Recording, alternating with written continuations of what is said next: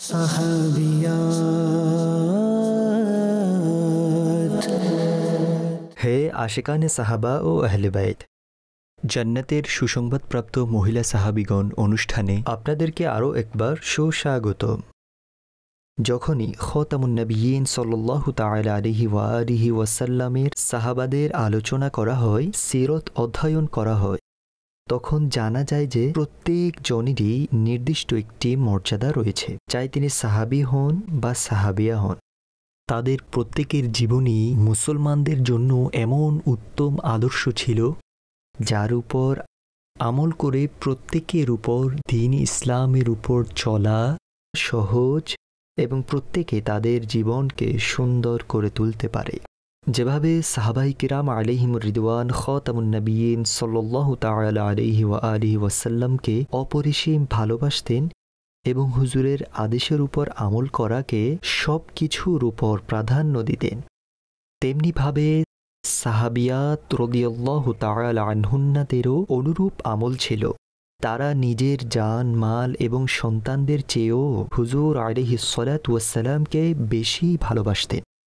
এমনকি বর্ণনায় এসেছে যে যে জিনিসটি মহিলাদের সাধারণভাবে বেশি পছন্দনীয় ছিল, যদি সেটার সম্পর্কেও খাতামুন নবিয়্যিন সাল্লাল্লাহু তাআলা আলাইহি ওয়া আলিহি ওয়াসাল্লাম নিষেধ প্রদান করতেন, তখন ওনারা সেটাও বর্জন করে দিতেন।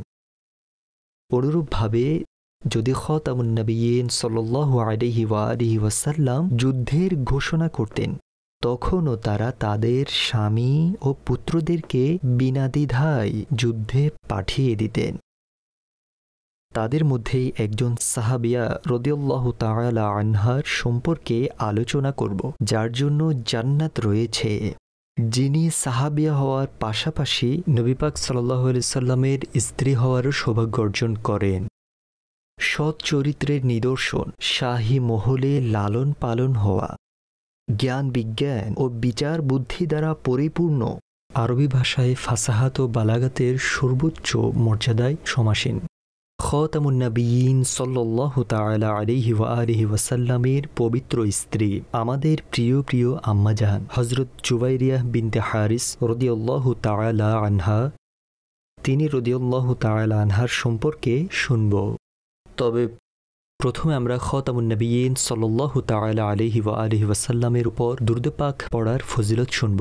মুসলমানদের চতুর্থ খলিফা মওলা মুশকিল কুশা হযরত সাইয়্যিদুনা আলীউল মুর্তাজা কাররামাল্লাহু তাআলা ওয়াজহাহুল করিম থেকে বর্ণিত, যেই ব্যক্তি জুমার দিন খাতামুন নবিয়্যিন সাল্লাল্লাহু তাআলা আলাইহি ওয়া আলিহি ওয়াসাল্লামের উপর 100 বার দুরূদ পাক পাঠ করল, কিয়ামতের দিন সে এমন অবস্থায় উঠবে যে চেহারার উপর নূর সমূহ হতে একটি নূর হবে, যাকে দেখে লোকজন হতবাক হয়ে বলবে, সে এমন কোন আমল করত যার কারণে তার চেহারায় এত নূর চমকাচ্ছে।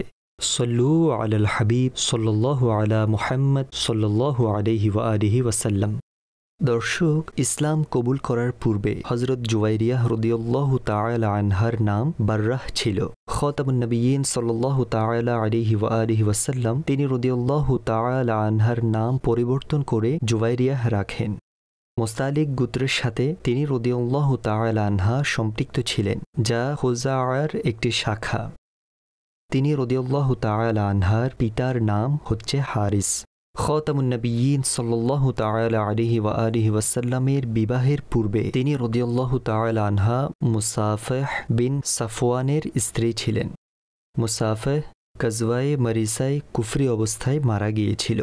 তার মৃত্যুর পর তিনি রাদিয়াল্লাহু তাআলা আনহা ইসলাম কবুল করেন।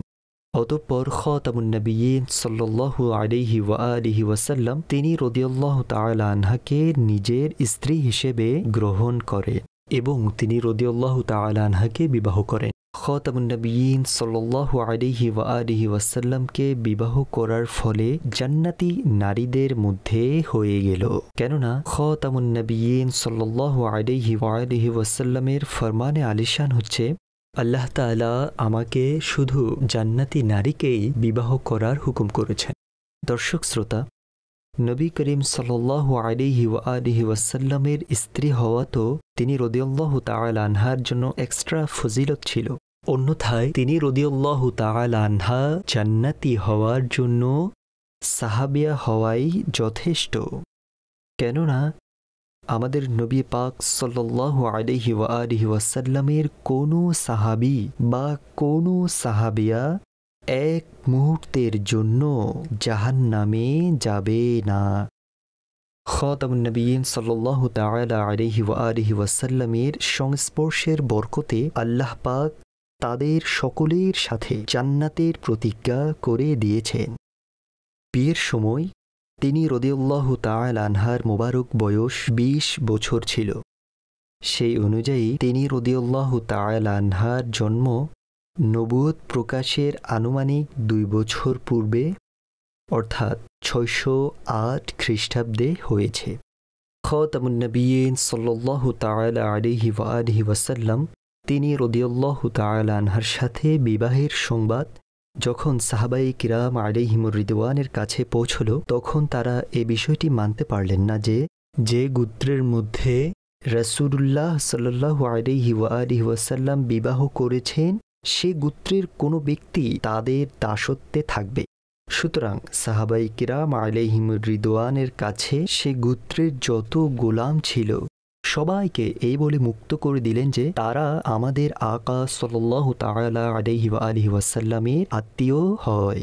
উম্মুল মুমিনিন হযরত আয়েশা সিদ্দিকা রাদিয়াল্লাহু তাআলা আনহা এটিকে খুব উত্তম ও বরকতপূর্ণ বিবাহ হিসেবে ঘোষণা দিয়ে বলেন, আমাদের গোত্রের মধ্যে খায়র ও বরকত নিয়ে আসার ক্ষেত্রে কোনো মহিলা আমি হযরত জুবাইরিয়া রাদিয়াল্লাহু তাআলা আনহার চেয়ে উত্তম দেখিনি। আল্লাহ পাক তিনি রাদিয়াল্লাহু তাআলা আনহাকে উত্তম চরিত্রের পাশাপাশি অপরূপ সৌন্দর্যের অধিকারী করেছিলেন। সৌন্দর্যের দিক থেকে তিনি রাদিয়াল্লাহু তাআলা আনহা নিজেই নিজের উপমা ছিলেন। যেমনটি উম্মুল মুমিনিন হযরত আয়েশা সিদ্দিকা রাদিয়াল্লাহু তাআলা আনহা ওনার অসাধারণ সৌন্দর্যের প্রশংসা করতে গিয়ে বলেন, হযরত জুবাইরিয়া রাদিয়াল্লাহু তাআলা আনহা অত্যন্ত মিষ্টি ও চমৎকার রূপবতী নারী ছিলেন। তিনি রাদিয়াল্লাহু তাআলা আনহা আল্লাহ পাকের ইবাদতের প্রতি অধিক আগ্রহী ছিলেন। তিনি রাদিয়াল্লাহু তাআলা আনহা অধিক হারে রব তাবারক ওয়া তাআলার ইবাদত পালন করতেন। বর্ণিত রয়েছে যে একবার খাতামুন নবিয়্যিন সাল্লাল্লাহু তাআলা আলাইহি ওয়া আলিহি ওয়াসাল্লাম তিনি রাদিয়াল্লাহু তাআলা আনহার কাছ থেকে ফজরের নামাজের পর কোথাও বের হলেন। হযরত জুবাইরিয়া রাদিয়াল্লাহু তাআলা আনহা তখন নিজের সিজদার স্থানে ছিলেন। অতঃপর খাতামুন নবিয়্যিন সাল্লাল্লাহু আলাইহি ওয়া আলিহি ওয়াসাল্লাম চাশতের সময় পুনরায় তাশরিফ আনলেন। তখন তিনি রাদিয়াল্লাহু তাআলা আনহা একই স্থানেই বসা ছিলেন। হুজুর আলাইহিস সালাতু ওয়াসসালাম জিজ্ঞেস করলেন, তুমি কি তখন থেকে এখানে বসে আছো যেভাবে আমি তোমাকে দেখে গিয়েছিলাম? তখন তিনি রাদিয়াল্লাহু তাআলা আনহা আরজ করলেন, জি হ্যাঁ। তখন খাতামুন নবিয়্যিন সাল্লাল্লাহু আলাইহি ওয়া আলিহি ওয়াসাল্লাম ইরশাদ করলেন, আমি তোমার কাছ থেকে যাওয়ার পর ৩ বার এমন 4টি বাক্য পাঠ করেছি, তুমি সারাদিনে যা কিছু পড়েছ যদি তা এই 4 বাক্যের সাথে ওজন করা হয় তাহলে সেই 4টি বাক্য ভারী হয়ে যাবে। সে বাক্যগুলো হলো সুবহানাল্লাহি ওয়া বিহামদিহি আদাদা খালকিহি ওয়া রিদা নাফসিহি ওয়া জিনাতা আরশিহি ওয়া মিদাদা কালিমাতিহি। দর্শক, ইসলাম কবুল করে খাতামুন নবিয়্যিন সাল্লাল্লাহু আলাইহি ওয়া আলিহি ওয়াসাল্লামের স্ত্রী স্বরূপ শামিল হওয়ার পর তিনি রাদিয়াল্লাহু তাআলা আনহা দিবানিশি আল্লাহ পাক ও তার সর্বশেষ নবী সাল্লাল্লাহু আলাইহি ওয়া আলিহি ওয়াসাল্লামের আনুগত্য ও নির্দেশ পালন করে জীবন যাপন করতে থাকেন। অতঃপর খাতামুন নবিয়্যিন সাল্লাল্লাহু আলাইহি ওয়া আলিহি ওয়াসাল্লাম দুনিয়া থেকে প্রকাশ্য পর্দা করার পর কম বেশ ৪০ বছর জীবিত ছিলেন এবং রবিউল আউয়ালের ৫০ হিজরিতে ৬৫ বছর বয়স পেয়ে এই দুনিয়া থেকে প্রত্যাবর্তন করেন। ইন্না লিল্লাহি ওয়া ইন্না ইলাইহি রাজিউন। জান্নাতুল বাকিতে তিনি রাদিয়াল্লাহু তাআলা আনহাকে দাফন করা হয়। আল্লাহ পাকের রহমত ওনার উপর বর্ষিত হোক এবং ওনার উসিলায় আমাদের বিনা হিসেবে ক্ষমা হোক। আমিন বিজাহি খাতামিন নাবিয়্যিন সাল্লাল্লাহু আলাইহি ওয়া আলিহি ওয়াসাল্লাম।